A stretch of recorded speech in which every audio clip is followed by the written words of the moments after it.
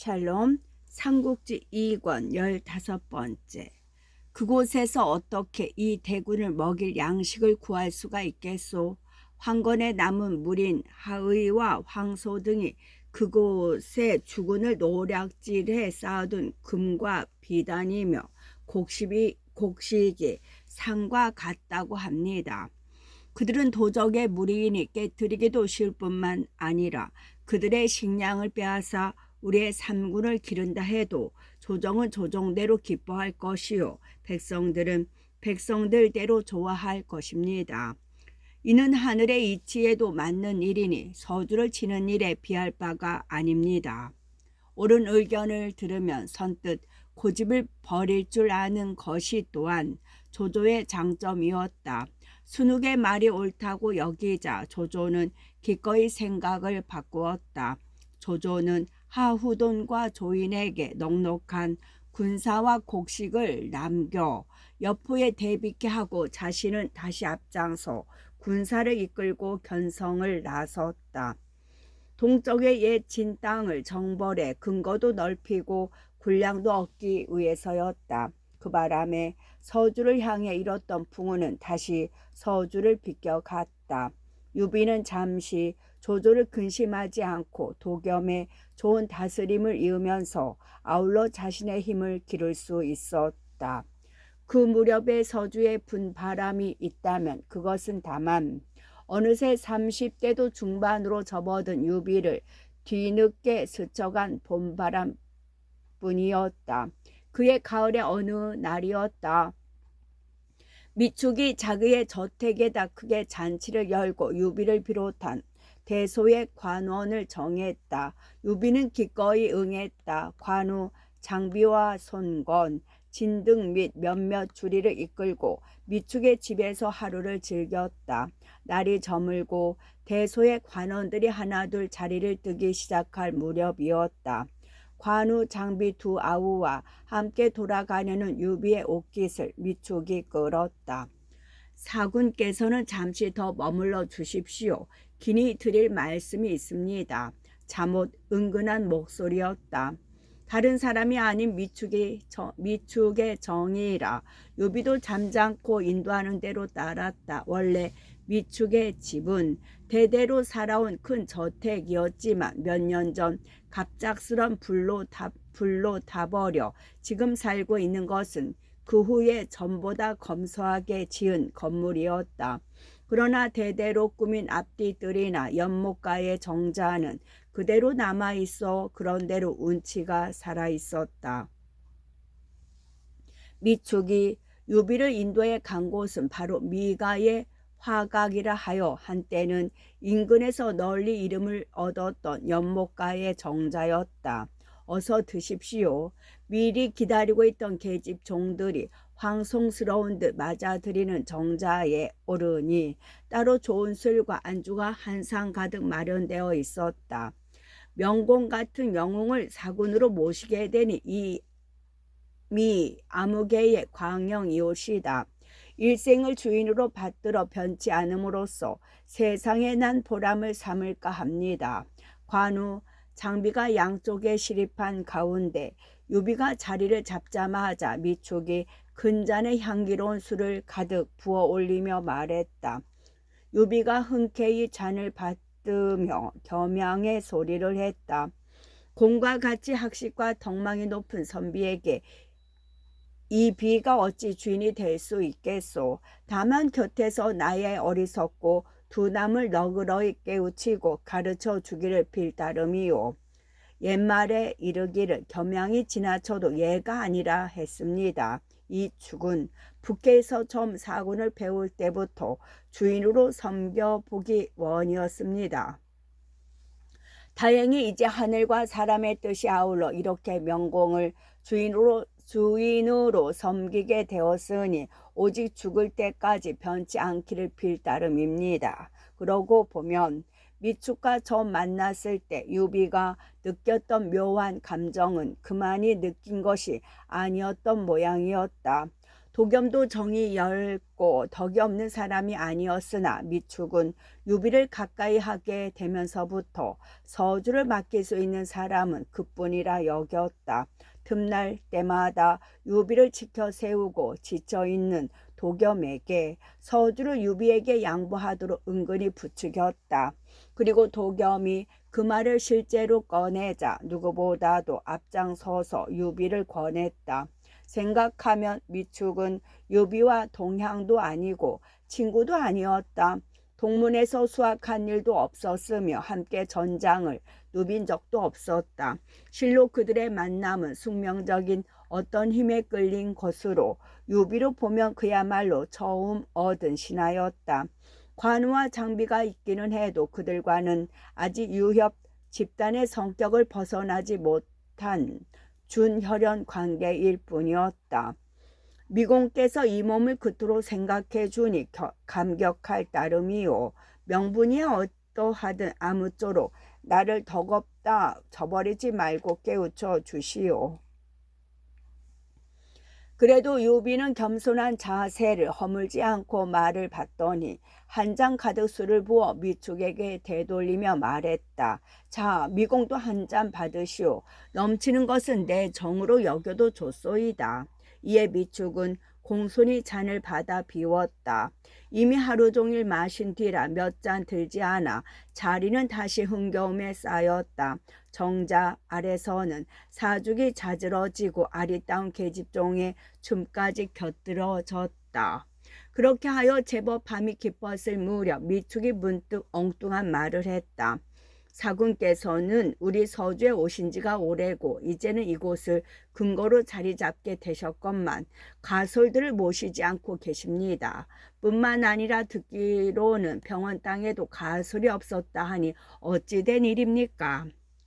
고향 탁현에 버리고 노무는 이리저리 떠돌며 받들어 모시지 못하는 사이에 돌아가셨소이다. 실로 밝은 하늘을 바라볼 수 없는 불효를 저질렀소. 또 떠드는 중에 아내라고 맞아들인 안악이 있었으나 역시 연전에 자식 하나 없이 죽고 말았소이다. 유비는 늘 하던 대로 그렇게 대답했다. 노무의 일은 진정이고 아내의 일은 30몇이 되도록 저자가 없는 것에 대해 구구이 설명하는 게 싫어 꾸며댄 말이었다. 그러자 미축이 돌연 정자 아래로 소리쳤다. 아무도 없느냐? 가서 작은 아가씨를 모셔오너라.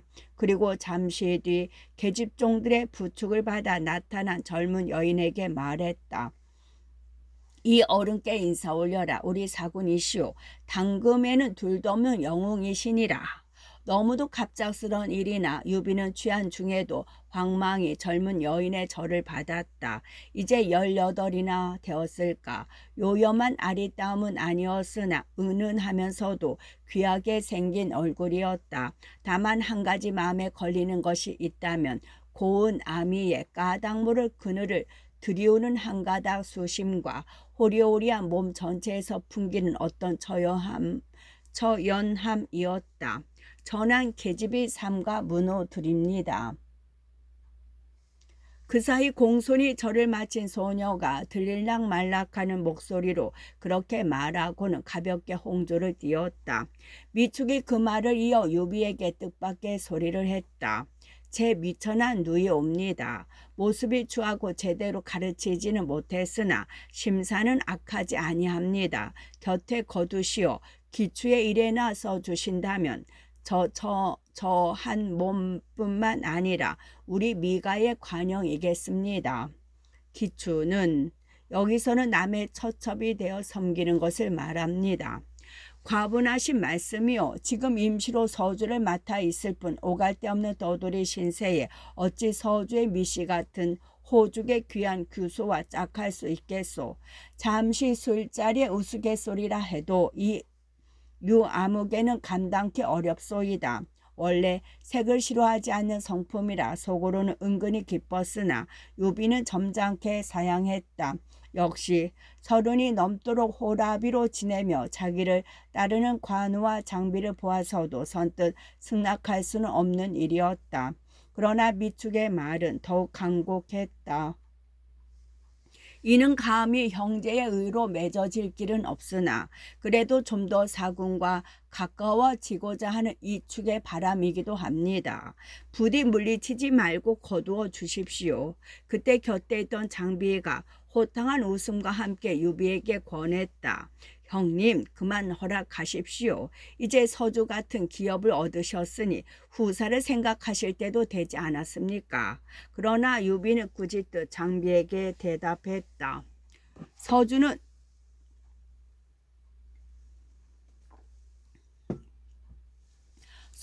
덕 있는 이가 올 때까지 내가 잠시 맡아 있을 뿐 어찌 나의 사사로운 기업일 수 있겠느냐. 또 설령 그렇다 한들 한조가 기업을 얻어 가장 먼저 해야 할 일이 어찌 처자를 거느리는 것이겠느냐. 무슨 일이든 때가 온다고 허겁지겁 매달리는 것이 아니라 오히려 그때가 자신에게 매달리게 되기까지 기다리는 유비의 느긋한 성품 그대로였다. 마음속으로는 은근히 바라면서도 그는 익은 감이 떨어지듯 자연스레 일이 이루어지기를 기다리고 있었다. 지금 기다리는 것은 아직도 말없이 있는 관우의 권유였다. 과연 관우도 오래전에 입을 열었다. 병원에 있는 감시대 소자를 큰 형수님으로 모신다면 하필 미공의 청을 받아들이지 못할 것도 없겠습니다. 익덕의 말처럼 이제는 후사를 돌아보아야 할 때도 되었습니다. 을을 중요하게 하는 관으로서는 비록 아녀자와의 약속일지라도 저버릴 수 없다 하여 먼저 병원에 감소절을 상기시킨 것이었지만 뜻은 장비와 같은 권유나 다름없었다. 그제서야 유비도 못 이기는 채 미축에게 승낙의 말을 했다. 대답이 구차하여 정실이 죽었다 하였으나 실은 내게 이미 안악될 사람이 있어. 고이 기른 영매를 하찮은 유아무개의 첩으로 내주는 게 거리끼지 않으신다면 나 또한 공의 청을 마다할 구실이 없구려. 먼저 평원에 그 사람을 맞은 뒤에 나를 받아 공께 정원함이 옳겠소이다. 하지만 인연이 되느라 그랬던지 미소 저와의 일은 그리 시를 끌 필요도 없었다.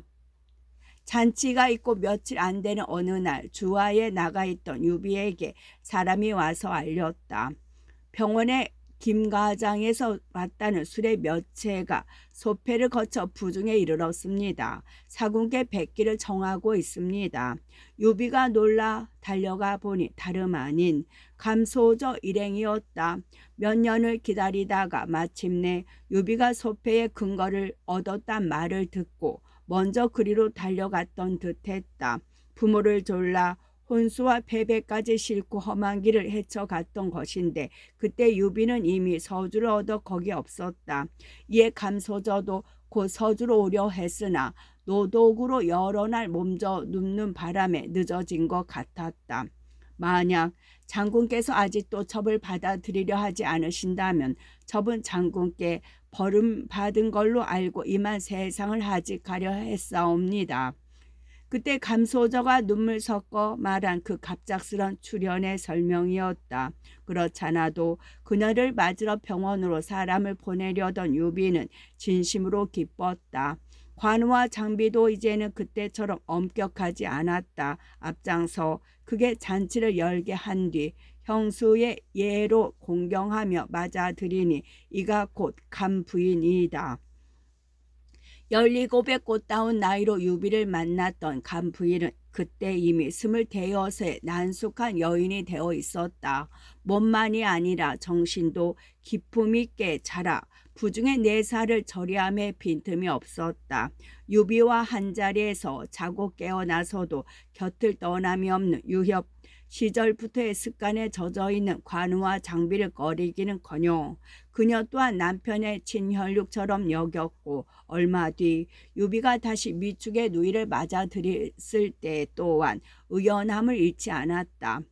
아황과 여영의 일이 어찌 옛사람의 아름다운 이야기일 뿐이리요.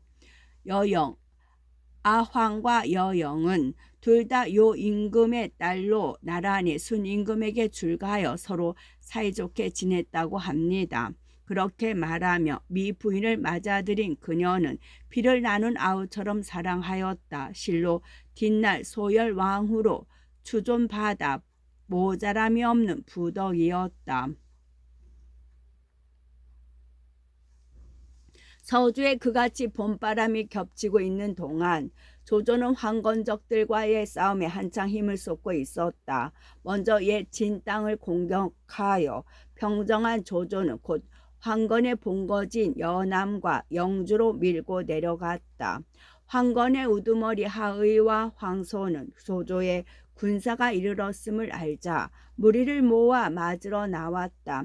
양쪽의 군사가 부딪힌 곳은 양산이라는 곳이었다. 조조가 보니 적병의 머리수는 많지만 여우떼나 개떼 같아서 대우조차 제대로 갖추지 못하고 있었다. 먼저 강한 활과 쇠뇌를 쏴 붙여라. 조조가 그렇게 영을 내렸다. 곧 조조의 진중에서 어지럽게 살이 날아 겁없이 몰려드는 도적들의 머리 위로 쏟아졌다. 전위는 어디 있는가? 가서 도적의 우두머리를 사로잡아라. 갑작스런 화살비에 그러지 않아도 흐트러져 있던 황건적의 대호가 더욱 흐트러지는 걸 보고 조조가 다시 매섭게 영을 내렸다. 전위가 기다렸다는 듯 말을 몰아 달려나갔다. 도적의 우두머리 하의는 부원수 하나를 내보내 전위를 맞게 했다. 말이 좋아 부원수지 그저 저희끼리 힘자랑 끝에 조금 낫다여 붙인 이름이라 천하의 맹장 전위를 당해낼 덕이 없었다. 미처 새 합을 어우르기도 전에 부원수란 자는 전위의 한창에 찔려 말 아래로 떨어졌다. 모두 달려나가 도적들을 잡으라. 조조가 그때를 놓치지 않고 삼군을 들어 일시에 황건적을 쳤다. 이래저래 기세가 꺾인 도적들은 변변히 대항도 못하고 도망치기에만 바빴다. 조조는 그런 황건적을 쫓아 양산을 지난 뒤에야 군사를 멈추고 진체를 내렸다. 이튿날은 황건적의 또 다른 우두머리인 황소가 스스로 대군을 이끌고 마주쳐 왔다. 하의와는 달리 제법 기세 좋게 달려와 둥글게 진을 치는 꼴이 무언가 믿는 데가 있는 것 같았다. 조조는 가소롭다는 눈길로 도적들이 하는 양을 지켜보았다. 둥글게 진을 벌리기 무섭게 한 장수가 진문을 나왔다. 말도 없이 새 몽둥이를 질질 끌고 나오는데 머리에는 누런 수건이요 몸에는 풀빛 나는 옷을 걸치고 있다. 내가 절천 야차로 불리는 하만이다. 누가 나와서 나와 한바탕 붙어보겠느냐. 양군의 한가운데에 이르러 새 몽둥이로 땅바닥을 끙끙 치며 소리치는 봄이 힘께나 쓰는 자인성 싶었다. 그 꼴을 보자 심사가 틀렸는지 조홍이 범 같은 소리와 함께 말에서 뛰어내리더니 칼을 빼들고 달려나갔다. 곧 두 진 가운데서 조홍과 하만의 한바탕 격렬한 싸움이 벌어졌다. 붉은 새 몽둥이가 휘휙 하늘을 가르고 칼이 현란하게 빛을 품으며 얽혀들었다. 실로 용과 호랑이가 싸우는 듯한 장관이었다. 하늘을 끓는 악기란 벼로가 어울릴 만한 하만의 솜씨였다. 종같이 뛰어난 무예로도 50합을 넘겼건만 베어 넘길 수가 없었다. 종은 힘으로는 쉬이 이길 수 없음을 알고 꾀를 냈다. 거짓으로 힘이 달리는 척 칼을 끌고 달아나니 더욱 기가 오른 하만이 고래고래 소리치며 쫓았다. 몇 발 안가 종은 따라잡은 하만이 새 몽둥이를 번쩍 축혀 들었다. 내려치기만 하면 종은 짓이겨진 고깃덩어리가 될 순간이었다. 호련 종의 몸이 훌쩍 솟구치더니 재빨리 뒤집히며 한 칼로 쪼개듯 하만을 내리찍었다.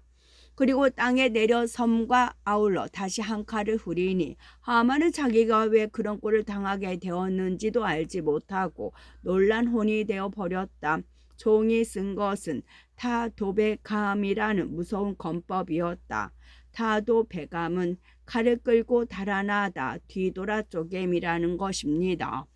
종이 보기 좋게 하만을 거꾸로 들이는 걸 본 이전이 때를 놓치지 않고 말을 몰아 적진으로 뛰어들었다. 진작부터 적장 황소를 눈여겨보고 있다가 승세를 타고 똑바로 그를 향해 내달았다.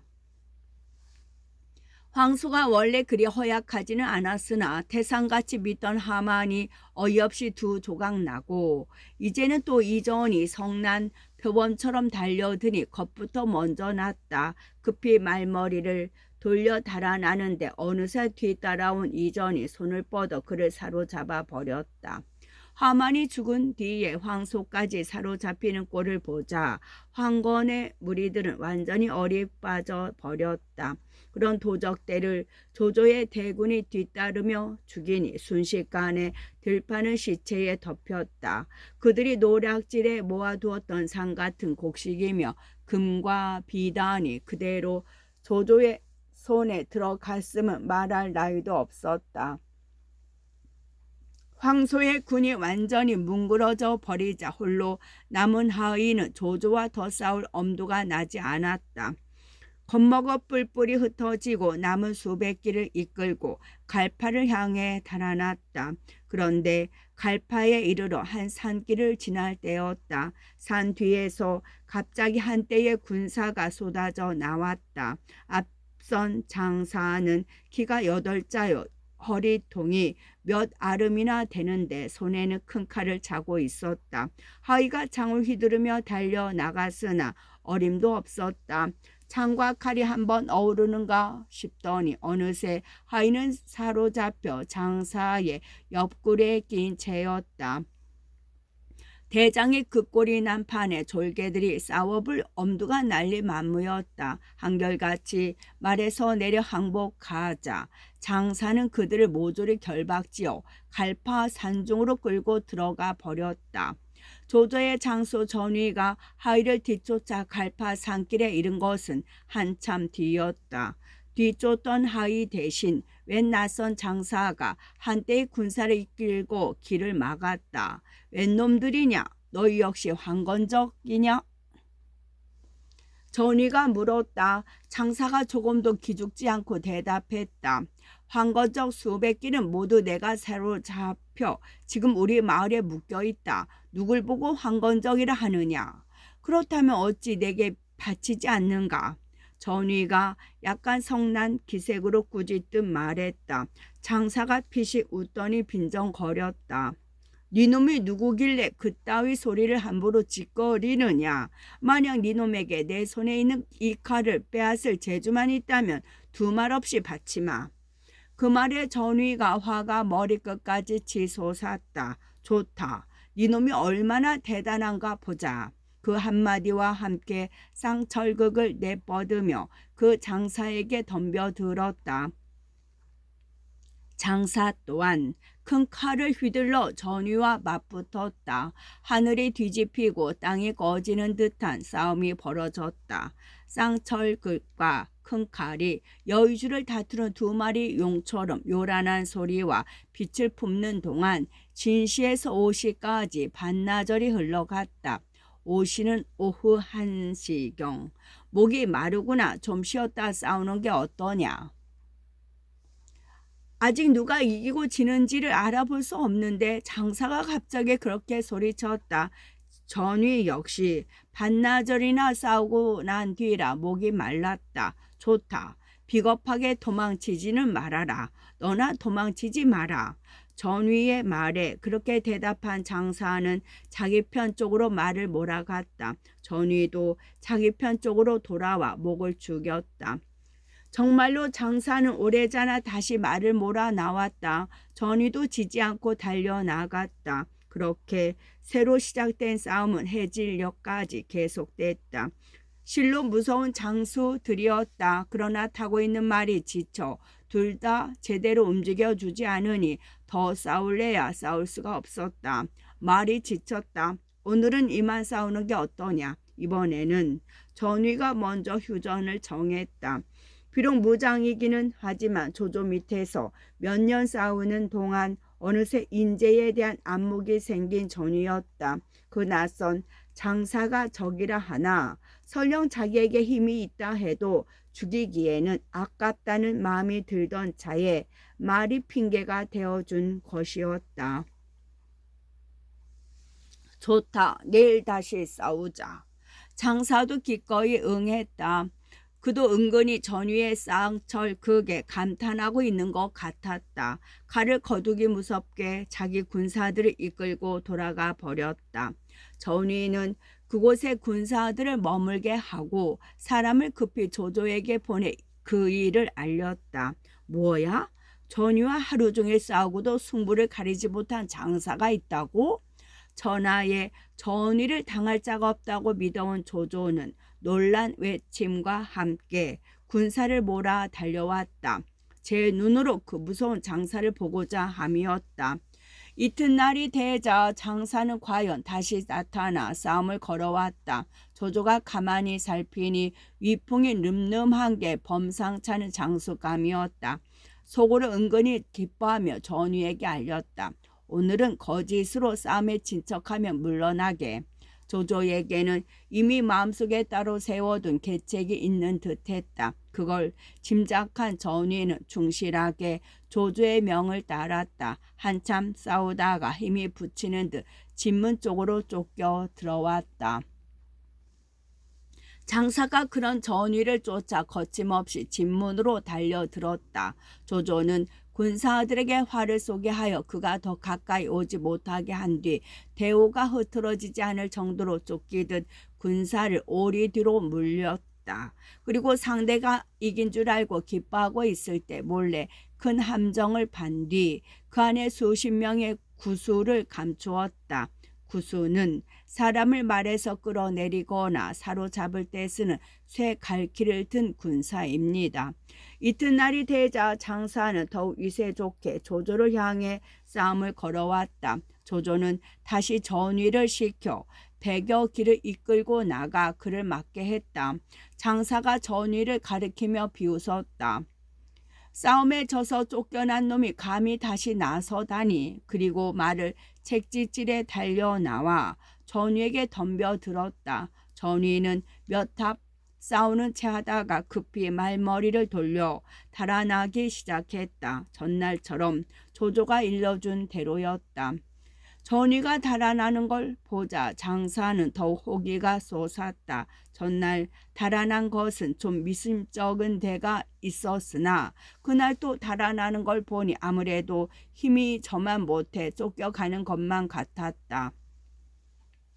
이에 장사는 완전히 마음을 놓고 전위를 쫓기 시작했다. 한참 뒤쫓다 보니 달아나는 전위가 어찌 된 셈인지 길을 휘돌아 장사가 똑바로 달리면 금세 따라잡을 수 있는 곳을 달리고 있었다. 하지만 실은 그것이 속임수였다. 급하게 말을 달려 이제 막 전위를 사로잡게 되었다 싶은 순간 갑자기 말 아래가 꺼지며 장사는 말을 탄 채 깊은 함정으로 떨어졌다. 장사가 놀라 급히 몸을 솟구치려 했으나 이미 때는 늦어 있었다. 함정 속에 미리 숨어있던 구수들이 개미떼처럼 달려들어 장사를 멧돼지 올 듯 옳고 말았다. 군사들은 환성과 함께 꽁꽁 묶은 장사를 끌고 조조에게로 갔다. 큰 공을 세웠으니 듬뿍 상을 받으리라 여긴 까닭이었다. 그런데 뜻밖에도 조조는 성난 목소리로 군사들을 꾸짖었다. 이놈들이 어찌 이리 무례할 수 있느냐. 내가 입은 장사를 모셔오라 했지 언제 오라지어 끌고 오라 하였더냐. 모두 물러가라. 귀한 손을 욕되게 하였으니 네 놈들은 군율로 다스리리라.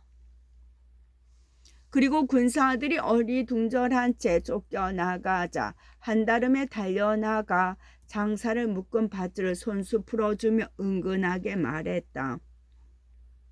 전위로부터 장사의 얘기를 듣고 한번 뵙기 소원이었소. 자, 이리 앉으시오. 장사 역시 어리둥절하기는 조금 전에 쫓겨나간 군사들이나 마찬가지였다. 멀거니 조조를 건너다 보기만 했다. 조조가 더욱 부드러운 목소리로 물었다. 장사의 관향은 어디며 존성 대명은 어떻게 쓰시오? 나는 패국 조연 사람으로 허저라 하며 자는 중강으로 씁니다. 그제야 장사가 더듬더듬 대답했다. 우리가 쫓던 도적들을 어찌하여 잡아가셨소? 사방의 도적이 이로도 관군이 지켜주지 못하며 나는 일조 수백 명을 모아 마을에 튼튼하게 성벽을 쌓고 스스로의 힘으로 지켜나가는 중입니다. 어찌 도적들이 지나가는 걸 그냥 보아 넘기겠습니까? 그럼 정말로 하이와 그 수와 수백 기를 모두 사로잡으셨단 말씀이요? 저희 마을에 가면 묶인 그들을 볼 수 있을 것입니다. 과연 전우의 말이 어김없구려. 그렇다면 전에도 여러 번 도적들을 쳐부순 적이 있겠소이다. 조조가 슬쩍 축혀주자 허저는 은근히 힘자랑을 시작했다. 몇 번 있지요. 한 번은 도적대가 저희 마을에 이르렀는데 그 세력이 대단했습니다. 저는 마을 사람들에게 시켜 발매질할 돌을 많이 모아두게 하고 기다리다가 도적들이 오자 발매질을 시작했지요. 던지는 돌마다 어김없이 도적들을 거꾸로 들이니 마침내 도적들도 겁이 나는지 물러가더군요. 또 하루는 이런 일도 있었습니다. 저희 마을에 곡식이 떨어져 도적들과 잠시 화친하고 저희들이 밭갈던 소와 그들이 가진 곡식을 바꾸기로 약조를 맺었지요. 그런데 쌀을 받고 소를 주었으나 도적들이 그만 소를 놓치는 바람에 소들이 다시 마을로 돌아와 버렸습니다. 내가 그중 2마리의 꼬리를 잡고 100여 발자국을 끌어다 도적들에게 내주었더니 도적들이 놀라 소도 받지 아니하고 안고 달아나 버리더군요. 그리고 도적들은 그 뒤 2번 다시 우리 마을에는 나타나지 않았습니다. 조조는 그 말을 듣자 놀라는 기색을 감추지 못했다. 바로 그 장사라면 나도 이름을 들은 지 오래되었소. 실로 하늘이 주신 힘이요. 그렇게 한 차례 지켜 세우더니 이어 간곡히 권했다. 말로만 듣다가 직접 대하니 더욱 감격스럽소. 어떠시오? 공을 중하게 쓸 것이니 나를 도와 싸워보지 않겠소? 잡혀 죽는 줄만 알았던 허저로서는 감격하지 않을 수 없는 권유였다. 제가 바라던 바올시다. 허저는 그렇게 대답하고 일조 수백 명과 함께 조조에게 항복했다. 조조는 그를 도의로 삼고 후한 상을 내려 그의 공을 치하한 다음 사로잡힌 황건의 우두머리 황소와 하의 목을 베어 여남과 영주의 평정을 끝냈다. 이제는 서주를 가로챈 키 큰 녀석이다. 자기의 군사들을 먹일 양식을 넉넉히 마련하고 견성으로 돌아오면서 조조는 속으로 그렇게 중얼거렸다. 궁한 새는 쫓지 않으리. 궁한 새는 쫓지 않으리. 하지만 이번에도 거친 풍우는 서주를 비켜갔다. 견성을 지키고 있던 하우동과 조인이 뜻밖의 소식을 가지고 조조를 기다리고 있었기 때문이었다. 근자의 세작을 풀어 연주를 염탐하게 하였던 바 여포의 장수 설랑과 이봉의 군사는 모두 인근의 노략지를 나가 성이 자주 핀다고 합니다. 싸움에 이기고 돌아온 군사를 이끌고 비어있는 여주성을 치면 북소리 한 번에 떨어뜨릴 수 있을 것입니다. 그 같은 말을 듣자 조조는 어쩔 수 없이 서주를 쳐 유비를 꺾는 일을 다음으로 미루지 않을 수 없었다. 조조처럼 군량을 마련할 주변이 없는 여포이고 보면 군사를 먹이는 일은 노략질에 의지할 수밖에 없고 노략질을 하자면 성을 비우더라도 군사를 내보내야 할 것은 정한 이치였다.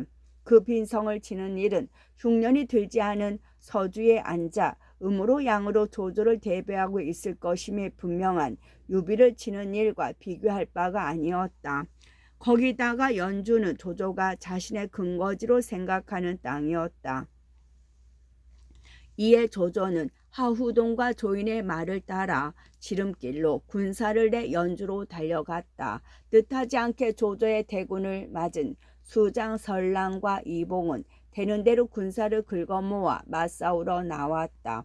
성문을 굳게 닫아 걸고 여포의 구원을 기다리며 힘을 다해 지켜도 견디기 어려운데 스스로 군사를 이끌고 성을 나오니 그들의 자질을 알만했다.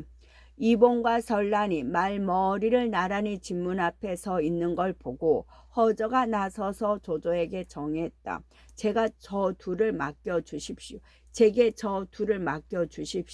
함께 사로잡아 주공께 패백 대신으로 올리겠습니다. 조조에게 후한 대접을 받고도 보답을 못해 때만 기다리던 허저였다. 조조도 그 같은 허저의 말에 기뻤다. 말로만 들어온 허저의 무용을 직접 보리라는 기분으로 기꺼이 출전을 승낙했다. 여포 쪽에서 허저를 맞으러 달려 나온 것은 이봉이었다. 이봉 또한 제주인 여포를 따라 한자로 화극을 쓰고 있었으나 무예는 제주인의 반도 미치지 못했다. 두 말이 서로 마주치기 겨우 2번 만에 허저의 한 칼을 맞고 두 도망난 시체로 말 위에서 굴러 떨어졌다. 그 꼴을 본 설란은 겁이 더럭 났다. 허저가 쫓을 틈도 없이 군사를 돌려 성 안으로 달아나려 했다. 그러나 성으로 들어가는 적교에 이르기도 전에 낌새를 알고 달려온 이전이 창을 휘두르며 앞을 가로막았다. 할 수 없이 성으로 들어가기를 달려만 설란은 그 길로 거야를 바라 달아나기 시작했다. 그런데 이번에는 조조의 장수 여건이 그런 설란을 놓아주지 않았다. 나는 듯 말을 달려 뒤따르며 활을 쏘았다. 쉬를 떠난 화살은 어김없이 설란을 맞추어 떨어뜨리니 그나마 뒤따르던 그 졸개들도 어디론가 뿔뿔이 흩어져 달아나 버렸다. 싸움은 싱겁게 끝나고 조조는 다시 연주를 되찾게 되었다. 실로 몇 달 만에 되찾은 근거였으나 아직 군사를 쉬게 하기에는 일렀다. 이 기회에 복양까지 회복해야 합니다. 서두르십시오. 정욱이 급하게 조조에게 권했다. 조조도 생각하니 옳은 말이라 그를 따랐다. 전위와 허저는 선봉이 되고 하우동과 하우연은 좌군, 이정과 악진은 우군이 되라. 나는 중군을 맞아 나아가리라.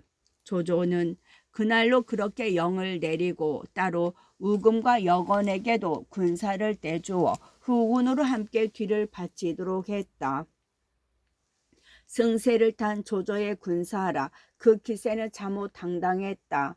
조조의 대군이 연주를 우러빼고 다시 복양성에 이르렀다는 말을 듣자 여포는 가만히 앉아 있지 못했다. 노략질 나간 여러 장수와 군사들을 기다리지 않고 곧바로 성을 나가 싸울 준비를 서둘렀다. 진궁이 그런 여포를 말렸다. 나가 싸우셔서는 아니 됩니다. 지금 많은 장졸들이 성을 나가 아직 돌아오지 않고 있습니다. 그들이 돌아오기를 기다려 싸우는 것이 좋겠습니다. 그러나 여포는 듣지 않았다. 지난번 조조에게 낭패를 당했던 일도 잊고 겁없이 내뱉었다. 누가 왔다고 내가 두려워하겠소. 걱정 말고 기다리시오. 내 조조놈의 목을 안장에 달고 돌아오겠소. 그래도 진궁이 여러 말로 달랬지만 여포는 끝내 듣지 않고 군사들과 함께 성을 나갔다. 천성이 무모하고 싸움을 좋아하는 데다 마음속에는 여전히 조조를 얕보는 구석이 남아있는 탓이었다. 조조 이 어린 도적놈아. 네가 죽으려고 여기 왔다는 말을 들었다. 어서 나오너라. 여포는 성을 나가 전세를 버리기 바쁘게 화극을 비껴들고 조조를 향해 욕을 퍼부었다. 딴에는 조조를 격동시켜 자기에게 유리한 마구잡이 싸움으로 몰아가기 위해서였다. 하지만 조조가 격동될 틈도 없이 여포를 맞으러 큰칼을 휘두르며 달려나가는 장수가 있었다. 다름 아닌 허저였다. 닭 모가지를 따는데 어찌 소 잡는 칼을 쓰겠느냐. 이 허저의 큰 칼부터 받아보아라. 그렇게 마구 여포를 꾸짖으며 달려나간 허저는 그대로 여포와 어울렸다. 곧 맹렬하다 못해 보기에도 희망스럽기까지 한 싸움이 시작되었다. 허저의 큰 칼이 여포를 쪼갤 듯 내려치는가 싶으면 어느새 몸을 피한 여포의 화극이 허저의 목줄기를 노렸다. 말과 말이 엇갈리기 20몇 차례. 그래도 승부는 좀처럼 나지 않았다. 전이는 어디 있는가? 나가서 허저를 도우라. 여포는 허저 혼자서 잡을 수 있는 자가 아니다. 조조가 문득 전위를 불러 출전을 명했다. 그리고 달려나가는 전위의 뒷모습을 보며 다시 목청을 높였다. 하우동 하우연도 나가 여포를 사로잡으라. 이정과 악진도 나가 도우라. 여포의 용맹을 잘 아는 조조라 여포 주위에 장수들이 별로 눈에 띄지 않자 자기의 6 맹장을 한꺼번에 내보내 사로잡으려 들었다. 전위가 달려가 허저를 돕고 이어 하후돈 하후연 이전 악진이 차례로 달려나가 여포를 에워쌌다. 아무리 천하의 여포라지만 그들 6 장수가 한꺼번에 달려들자 배겨낼 도리가 없었다. 한 차례 불같은 공격을 퍼부어 길을 악기 무섭게 말머리를 돌려 성 안으로 달아나려 했다. 이때 성 안의 부호 전시는 성벽 위에서 주의 깊게 싸움을 보고 있었다. 전일 거짓 항복으로 조조를 궁지에 빠뜨린 적이 있는 그라 집안에 가만히 들어앉아 있을 수가 없었던 것이다. 비록 여포의 강압에 못 이긴 일이라 하지만 조조가 그 싸움에 이기면 일족을 용서하지 않을 것이기 때문이었다. 전시에는 여포가 쫓기는 걸 보자 자신의 일족을 살릴 궁리부터 했다. 마침 성 안에 남아있는 군사들이 많지 않음을 틈타 전시에는 성문과 적교 부군을 일족의 장정들과 종들의 손에 넣게 할 수가 있었다. 적교를 내려라. 그것도 모르고 헐떡이며 달려온 여포가 성 위를 향해 소리쳤다. 그러나 적교가 내려지지 않자 이번에는 더욱 크게 소리쳤다. 빨리 적교를 내리고 성문을 열지 못할까? 그때 성벽 위로 나타난 전시가 차갑게 대답했다. 나는 이미 진심으로 조 장군께 항복을 했네. 나는 2번 죄짓게 하지 말고 이만 물러가게나. 그제야 사정을 알아차린 여포가 소리소리 질러 전시를 욕했으나 소용없는 일이었다. 조조군의 추격이 급하니 별 수 없이 군사를 이끌고 정도로 달아났다. 그때 성 안에는 진궁이 남아 있었지만 워낙 군사는 적고 전시의 세력이 커 그 같은 낭패를 막아낼 수 없었다. 기껏 급하게 동문을 열어 여포의 일가 노유를 이끌고 달아나는 길뿐이었다. 이에 조조는 복양마저 힘들이지 않고 다시 되찾게 되었다. 그리고 그 일에 전시의 공이 크다 하여 지난번 자기를 속인 죄를 깨끗이 용서했다. 불구덩이 속에서 죽을 뻔한 것을 생각하면 아직도 이가 갈릴 지경이었지만 그것이 여포의 강압에 못 이겨 한 일이라는 점과 뒷사람을 위한 본보기로 전시를 살려준 것이었다. 하지만 복양까지 회복하고서도 조조는 여전히 쉴 겨를이 없었다. 모사 유엽이 다시 조조를 재촉하고 나섰기 때문이었다. 여포는 용맹하기가 범같은 자입니다. 오늘은 비록 곤핍하게 되었으나 오래 참고 있지는 않을 것입니다.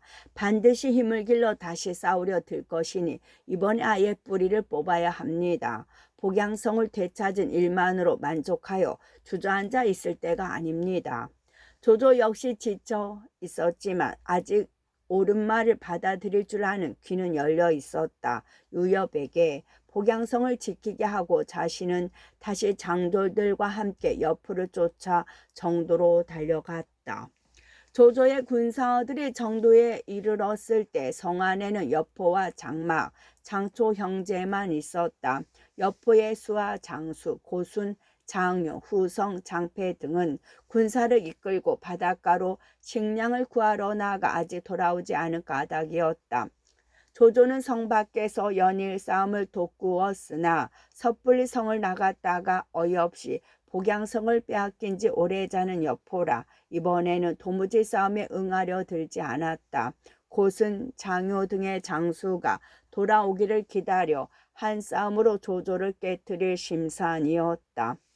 여포가 싸움을 받아주지 않으니 조조도 어쩔 수 없었다. 며칠간이나 성 아래에서 갖은 욕설로 여포를 충동질하다가 마침내는 포위를 풀고 40리나 군사를 물려 진체를 세웠다. 쓸데없이 성을 에워싸고 있다가 성 안에 여포와 성 밖에 나와 있는 그 수와 장수들을 앞뒤로 맞게 될까 두려웠기 때문이었다. 때마침 조조가 한 제군 일대에는 한창 미리 익을 무렵이었다. 급하게 여포를 쫓느라 그 역시 군량이 달리게 된 조조는 군사를 풀어 밀을 베어들이게 했다. 그 밀로 군사들을 먹이며 여포가 성을 나오기를 기다리기 위함이었다. 조조의 군사들이 들판에 흩어져 밀을 베어들이는 걸 본 세작들이 나는 듯이 그 일을 여포에게 전했다. 그 소식을 들은 여포는 좋은 기회라 여겼다. 들판에 흩어진 군사를 급하게 들이쳐 조조를 잡으려는 심산으로 군사를 이끌고 성을 나왔다. 그런데 단숨에 40리를 달려 조조의 진짜 가까이에 이르러 보니 왼편에 나무가 무성한 숲이 보였다. 이미 여러 번 조조에게 골탕을 먹은 여포는 그 숲을 보자 더러 겁이 났다. 조조의 복병이 있을까 해서였다. 감히 그 숲을 지나 진체를 급습할 생각도 못하고 군사를 물려 정도성으로 돌아가 버렸다. 끝.